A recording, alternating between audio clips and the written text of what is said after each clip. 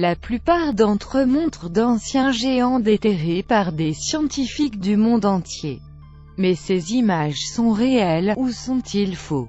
Voilà ce que tout le monde semble être demandé. Maintenant, je ne peux pas vraiment vous dire s'ils sont tout faux ou réels. Je ne peux qu'aller avec des images spécifiques, une à la fois. Sinon je ne saurais vous donner simplement une opinion.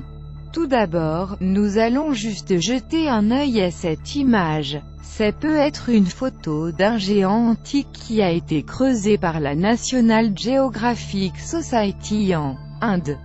Il a été rapporté dans le journal Hindu comme réel, mais allez, ok on y va, l'image rapportée dans le journal indien comme un squelette géant déterré. Mais la National Geographic Society est info.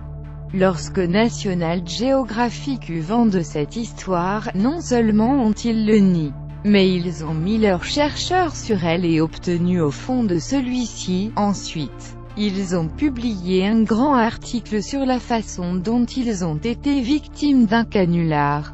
Il n'est pas gentil pour tromper Nat Geo. Dans leur article, Nat Geo retraçait la photo retour à un concours de Photoshop sur un site web appelé Wars1000.com. Le but était de venir avec les meilleures photos de faux archéologiques anomalies. Cette image, appelée Géant, a été créée par un artiste de Photoshopette de la poignée, Ironkite, et il a remporté 3 places dans le concours.